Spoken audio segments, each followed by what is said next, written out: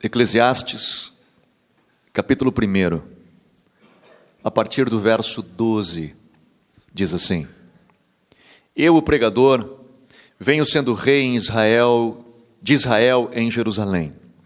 Apliquei o coração a esquadrinhar e a informar-me com sabedoria de tudo quanto sucede debaixo do céu. Este enfadonho trabalho impôs Deus aos filhos dos homens para nele os afligir. Atentei para todas as obras que se fazem debaixo do sol, e eis que tudo era vaidade e correr atrás do vento. Aquilo que é torto não se pode endireitar, e o que falta não se pode calcular.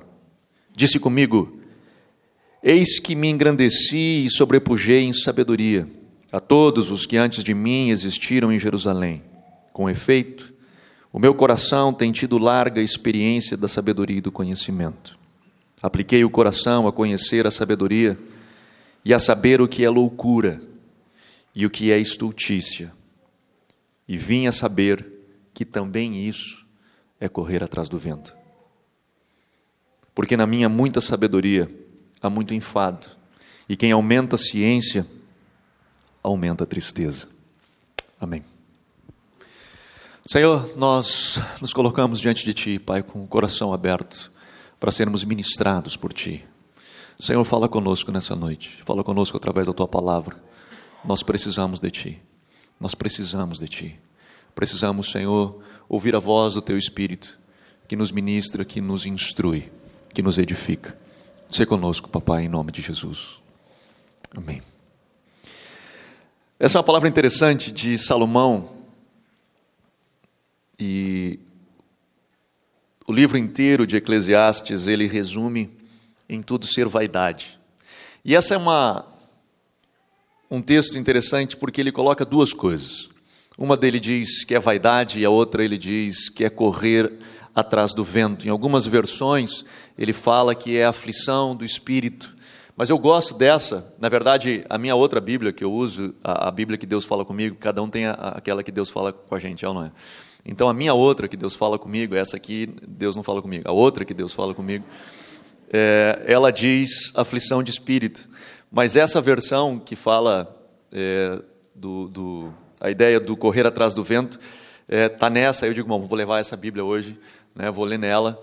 Então mesmo que Deus não vai falar comigo, espero que fale com vocês, né?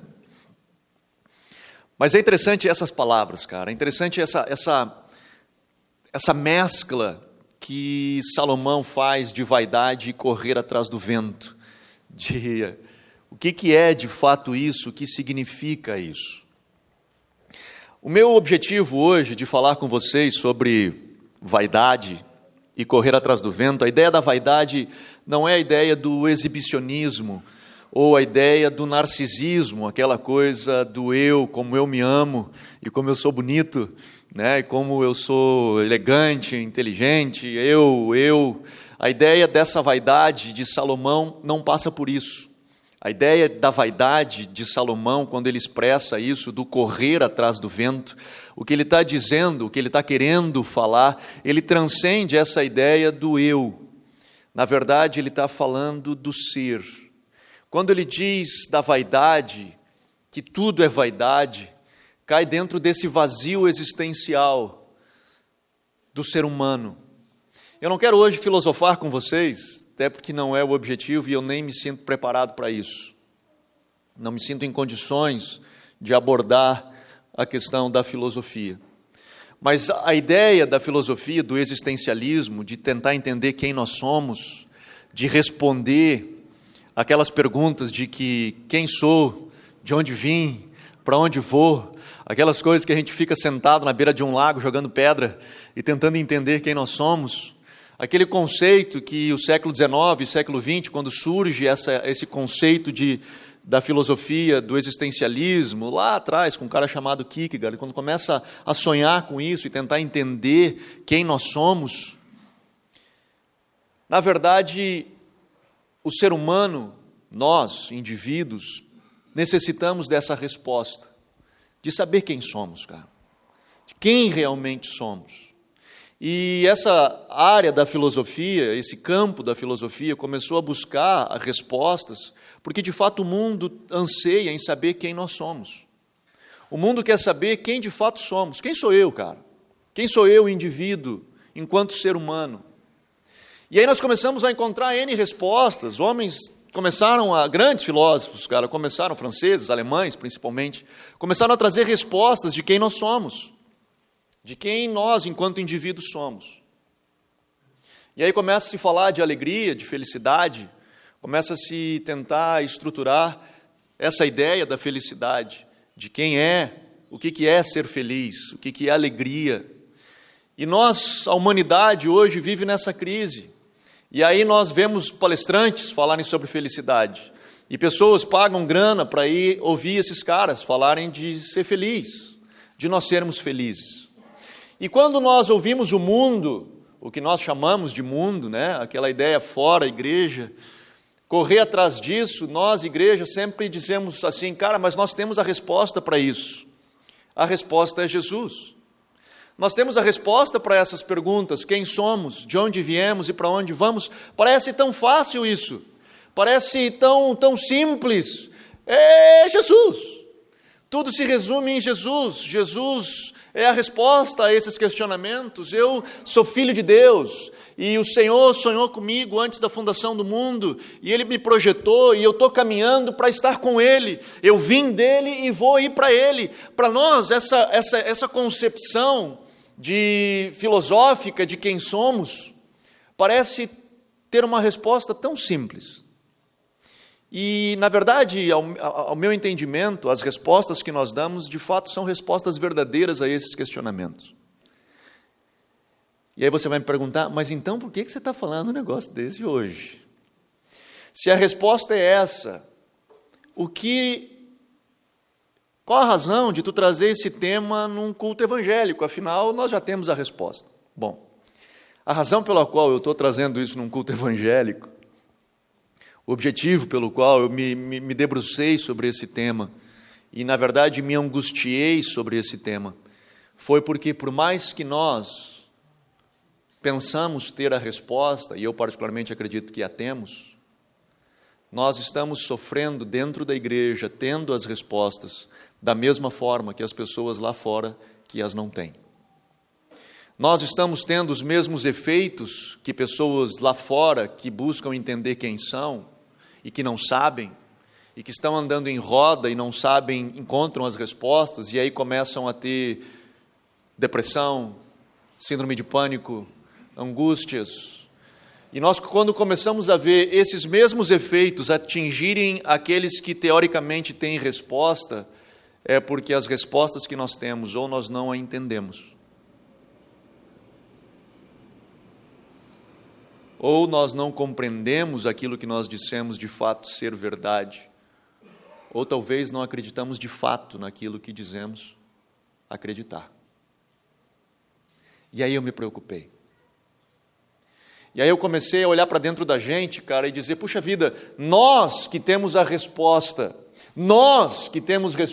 estamos enfermos. Como nós que podemos entregar para alguém algo que dizer, cara, isso vai resolver o teu problema, e nós aqui dentro, cara, nós estamos sofrendo, nós estamos angustiados, nós estamos vendo cada vez mais pastores se suicidarem. De repente nós abrimos, e não é só no Brasil isso, cara, é um problema mundial. E quando um amigo meu me contou de um amigo dele que se suicidou, e eu disse, cara, nós temos a resposta, nós precisamos correr atrás. Ele me escreveu e disse, será? Será que nós temos a resposta? E com isso eu não estou questionando a veracidade daquilo que nós possuímos chamado Evangelho. Isso é poderoso demais. Eu não estou falando do Evangelho, do poder do Evangelho, da transformação que Cristo faz. Não é disso que eu estou falando. O que eu estou falando é o que nós fizemos com essa verdade. O que nós, igreja, estamos fazendo com essa verdade que é poderosa para transformar as pessoas e trazer razão da sua existência. E dizer, cara, você existe para um propósito maior. Existe uma razão de quem é você. Você não é qualquer pessoa. Você não está aí. Você nasceu para ser feliz. Existe uma razão da sua existência. O ser existencial, ele é poderoso demais. Quando ele tem uma perspectiva como pano de fundo, quando aquela imagem do horizonte que nós olhamos e atrás de nós é projetado essa tela ser Deus, ser Cristo. Quando a minha vida, a perspectiva da minha vida passa por Jesus. E aí você vai dizer, cara, mas é a minha vida é assim, a vida da igreja é assim. E por que então nós estamos vivendo as mesmas dificuldades que as pessoas lá fora que não têm esse pano de fundo? As pessoas que lá fora que não creem dessa forma, por que elas estão vivendo isso? Por que elas estão passando pelas mesmas, ou por esses problemas que nós também estamos vivendo? Salomão, talvez o primeiro filósofo existencialista, bem antes ainda do século XIX, muito antes, ele começa a questionar a existência do ser, de quem ele é. O que sou eu, cara? E ele começa a dizer que, na verdade, ele experimentou tudo debaixo do céu. Ele experimentou tudo. E ele descobriu que existem algumas coisas no vazio existencial do ser humano, que se ele não for preenchido por Deus, é vaidade e correr atrás do vento. É você correr e não alcançar nada.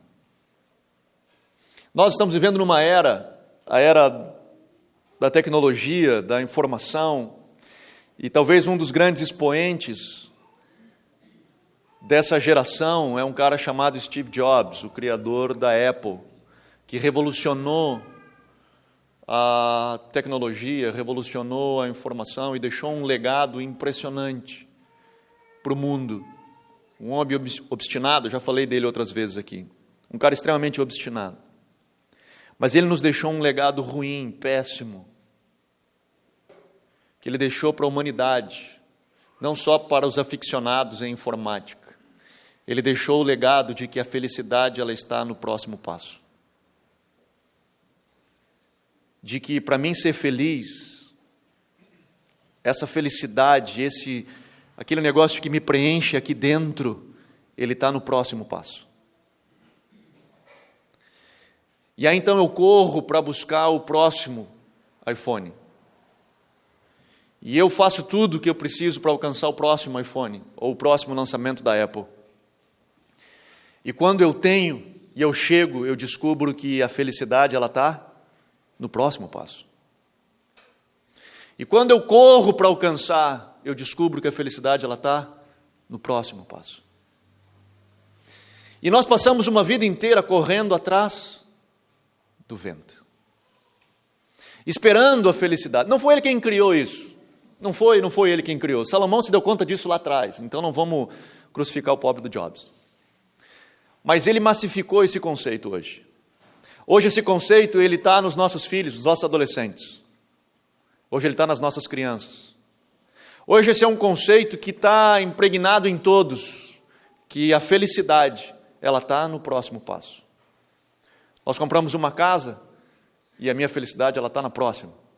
O carro que a gente sonha a vida inteira, mas a felicidade quando nós o temos, nós nos damos conta que ela está no próximo carro.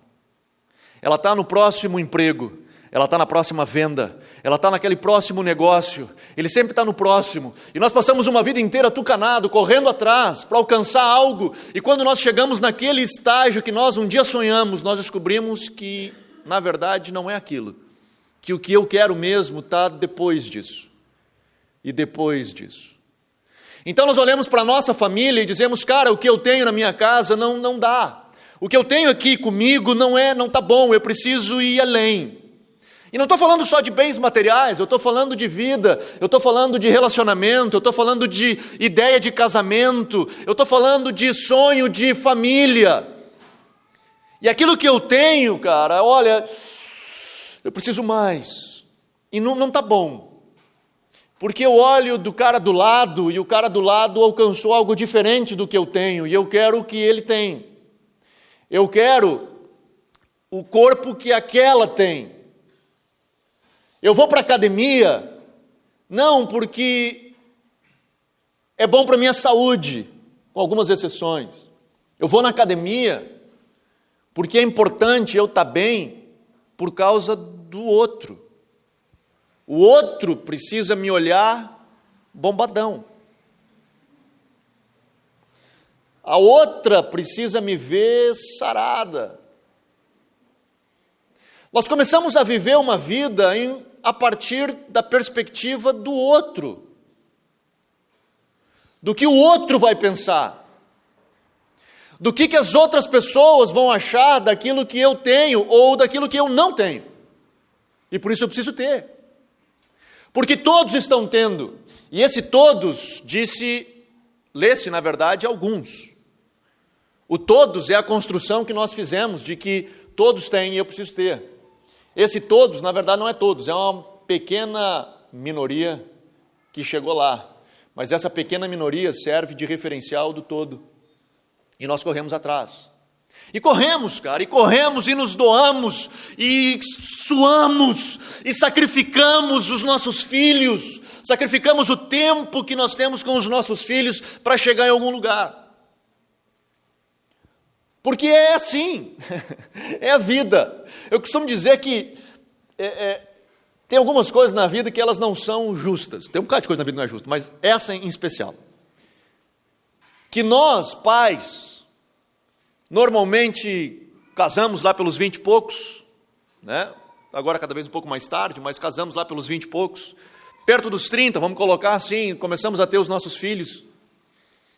E aí vem os bacurizinhos, andando em casa, ranhentinho, precisando da gente. E até os 40, 45, 50 anos de idade, nosso, é aquele tempo que nós temos um gazão, cara, para fazer acontecer. Então, dos 20 aos 50 ali, são os 30 anos de ápice de trabalho, cara, que nós podemos fazer, que podemos desenvolver, que podemos nos debruçar sobre. Então, ali nós damos o máximo, cara, é ali que os nossos sonhos vêm, é ali que todo projeto nasce, e ali nós damos, e nesse tempo que nós temos mais força para trabalhar, é o tempo que os nossos filhos mais precisam da gente. Chega a ser um paradoxo. Quanto mais longe eu preciso estar para poder trabalhar, mais eles precisam da gente, que é quando são pequenininhos. E aí na nossa cabeça nós dizemos assim, eu estou trabalhando para eles, eu estou me esforçando para eles, eu estou fazendo tudo o que eu posso para poder prover algo para eles. E não é nenhuma nem duas vezes que eu ouço dessa gurizada chegar para mim e dizer assim, cara, a única coisa que eu queria era meu pai. A única coisa que eu queria era minha mãe. E por que nós corremos tanto assim? Quem disse que a felicidade ela está lá naquele próximo passo? Quem disse que aquilo que eu vou chegar na plenitude da minha vida está do lado de lá? Salomão ele continua, eu sei que o texto é um pouco longo, mas eu preciso lê-lo inteiro, para que nós venhamos a compreender a concepção do que Salomão está querendo dizer. Eu normalmente não leio, quem me escuta há mais tempo sabe disso, eu não leio textos compridos, mas me permita ler, porque ele é um texto precioso demais. E ele diz assim no capítulo 2, o verso 1, olha isso, disse comigo, vamos, eu te provarei com a alegria, goza, pois, a felicidade, pois também isso era vaidade.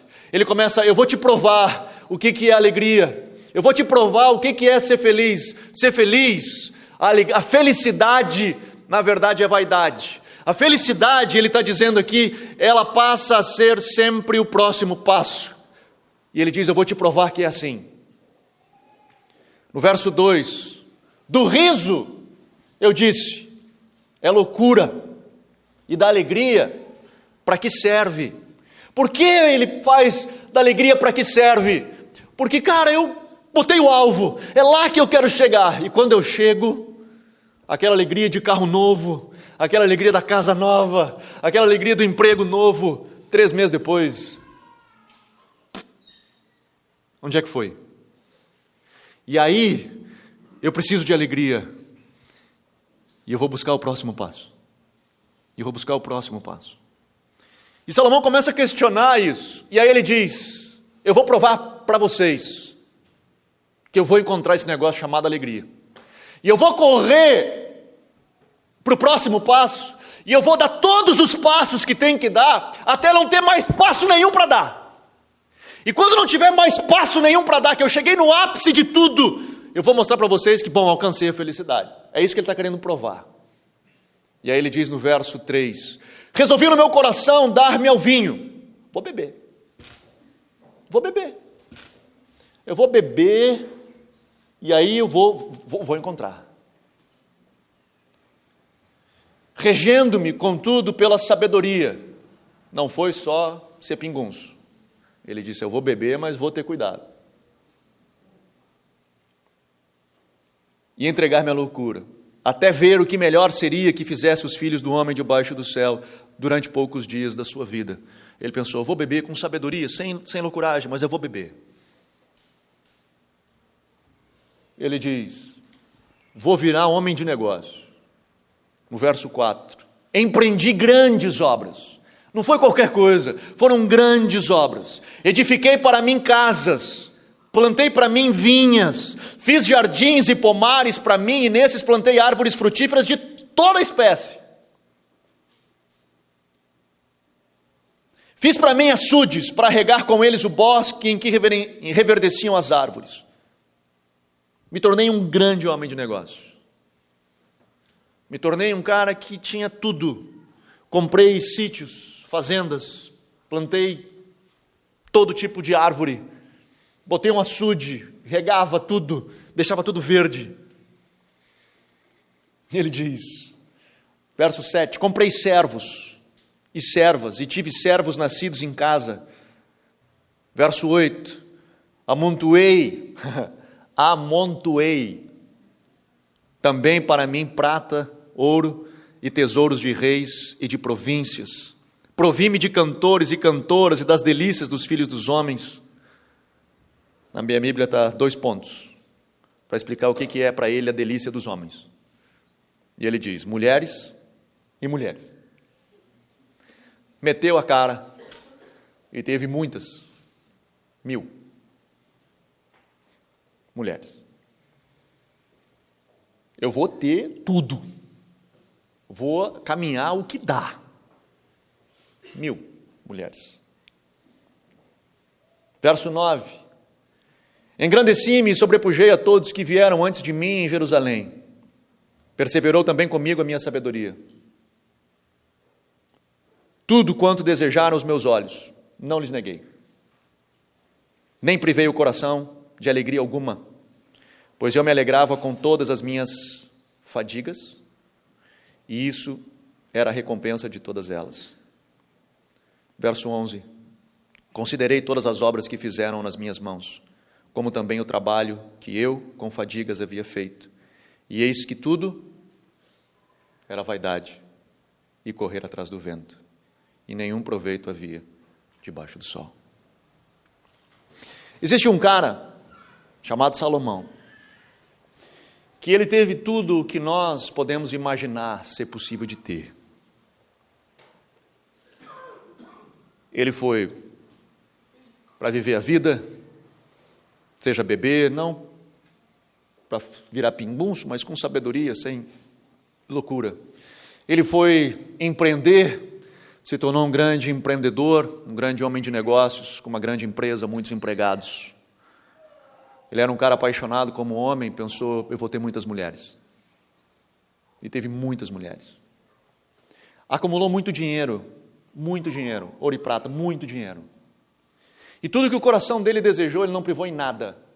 Ele não privou em nada. Tudo que ele quis, ele comprou. Quando Salomão diz, cara, eu tentei de tudo, eu busquei tudo, comprei tudo, o que o meu coração quis, eu busquei. E a conclusão que ele chega no final e diz, tudo é vaidade e correr atrás do vento. O que ele está dizendo de vaidade não é só que eu queria só para mim. A vaidade que ele está dizendo, o sentimento, de novo, não é aquele sentimento narcisista de que como eu sou bonito e eu quero as coisas para mim. A vaidade é que não tem valor. É uma coisa vazia, é uma coisa oca. É algo como você correr atrás do vento. Eu corro, eu me canso e cheguei a lugar algum. Eu tenho um monte de casas, um monte de empregado, pilhas de ouro e prata, e não sou feliz. Eu não tenho felicidade. Não existe dentro de mim um sentimento de felicidade, porque a minha felicidade ela está sempre no próximo passo. Só que ele corre, ele atinge todos os passos possíveis. Ele conseguiu chegar lá no final do arco-íris, aonde tu encontra o potinho de ouro. Lembra que a gente sempre achava que tinha? Ou pelo menos contava pra gente que era. Que se tu seguir o arco-íris, tu vai chegar lá, vai ter um pote de ouro. E a gente passava a vida inteira sonhando em chegar lá. Eu, quando criança, pensava pelo menos. Pois Salomão conseguiu achar esse tal do pote de ouro, cara. E ele chega e diz, bom, eu que tive tudo o que eu quis, eu descobri um negócio, é correr atrás do vento. E por que é correr atrás do vento? Porque o ser humano é vazio, sem a perspectiva de Deus. O ser humano, na sua essência, ele é vazio, sem ele ser preenchido pela essência de quem ele realmente é, enquanto filho de Deus. Enquanto aquele que foi gerado por ele, pelo Pai, redimido pelo Filho, Jesus, que nos deu acesso ao trono, para que eu pudesse me encontrar nele. E aí você vai dizer, mas isso todo mundo sabe, cara, toda igreja cristã sabe, fala e prega, eu sei, mas por que nós estamos vivendo os mesmos problemas que lá fora? Porque nós, por mais sabermos que a essência de quem nós somos está nele, quem eu sou, nós optamos por ser o que a sociedade diz que devemos ser. O eu sou é lido pelo que eu tenho, pelo que eu possuo. E nós passamos numa corrida maluca, louca, a cada um de nós, atrás do vento. E eu não estou dizendo para você não adquirir e não comprar, não é isso. Eu acho que você está me entendendo onde eu quero chegar. Tenha bens e possua o máximo que você puder. Só não faça disso o seu objetivo de vida. Não faça disso a razão da sua existência. Eu vivo para o próximo passo, para o próximo passo, para o próximo passo. Uma das coisas que nós deveríamos de ter, que lá fora eles não têm, e que eu acho que a igreja perdeu, é o sentimento de gratidão. É sermos gratos, seja o que seja. Paulo nos instrui e diz que nós venhamos a dar glória a Deus por qualquer coisa. Em tudo, dê glória a Deus. Jesus pegava 5 pães e 2 peixinhos, e nesses 5 pães e 2 peixinhos era nada. Mas, Senhor, eu te dou graças por 5 pães e 2 peixes. E no ambiente de ações de graças havia multiplicação. Eu falei aqui também num outro momento. Talvez, provavelmente, todos nós aqui não temos o que desejamos. Mas provavelmente temos o que precisamos. Talvez você não tenha tudo aquilo que sonha, mas provavelmente você tem o que precisa. E que no seu coração haja gratidão por aquilo que você tem.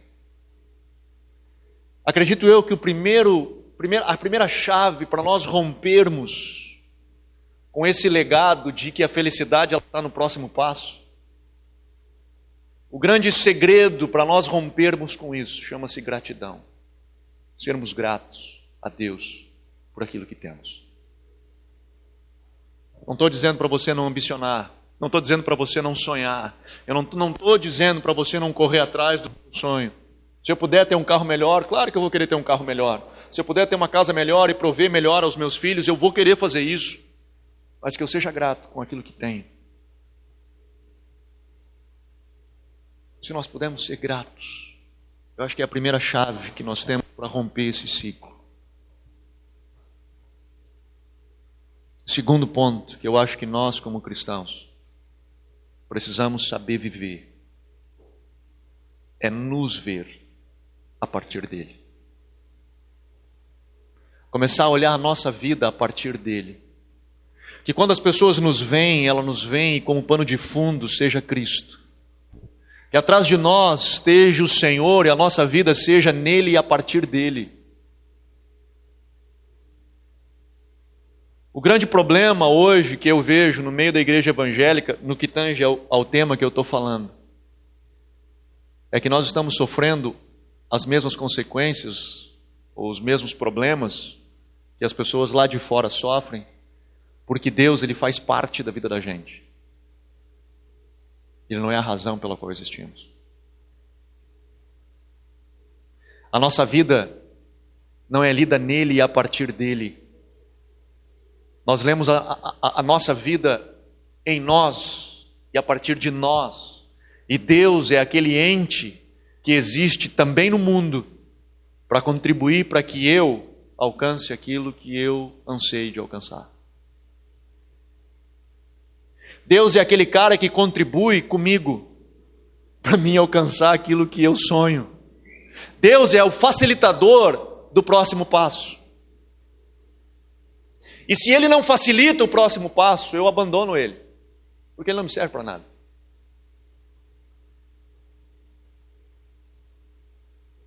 Salomão diz que uma vida assim é correr atrás do vento.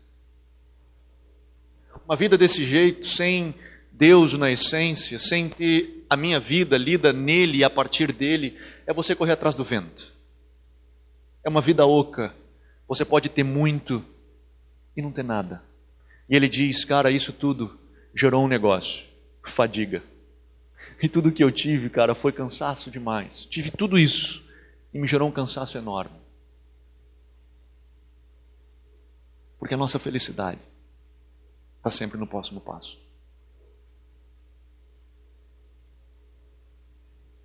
Eu falei duas coisas, deixa eu falar só mais uma. Eu falei duas coisas que eu achava. Primeira, a chave para nós quebrarmos isso é a gratidão. Segunda coisa que nós precisamos ter é nos ler a partir de Deus. E a terceira coisa que nos ajuda demais nesse processo, que aí um dos caras que eu gosto demais, aprendi a apreciar, que é um teólogo alemão, que viveu dentro desse conceito do existencialismo ainda no século XX, chama Dietrich Bonhoeffer. Acabei escrevendo na minha dissertação sobre ele. Nessa discussão do existencialismo, de quem somos, e aí um outro filósofo também cristão, contemporâneo dele, Heidegger, lança no seu livro Ser e Tempo, a sua famosa afirmação do ser existencial, em alemão chama Dasein, que significa o ser aí. Ele começa a discutir sobre o ser humano. O ser humano é o ser, é esse ente que está aí para o mundo, está aí para experimentar tudo, está aí para as coisas, ele está aí. E Bonhoeffer, ele escreve, contemporâneo desse cara, ele escreve e diz, cara, nós estamos aí sim. E essa é a minha terceira chave, eu acho que ela é fundamental. Bonhoeffer diz, mas nós estamos aqui em favor do outro. Nós estamos aqui para que a minha vida seja instrumento de abençoar o outro. Mais do que de coletar para mim mesmo, mais do que juntar só para mim. Eu estou aqui para poder contribuir contigo. O que eu posso fazer por ti? O que eu posso fazer para mudar a tua história? Não a minha história, a tua história. Eu existo e o Senhor me colocou aqui porque eu posso ser um instrumento dele para mudar você, para ajudar a contribuir na sua história. Vamos ficar de pé.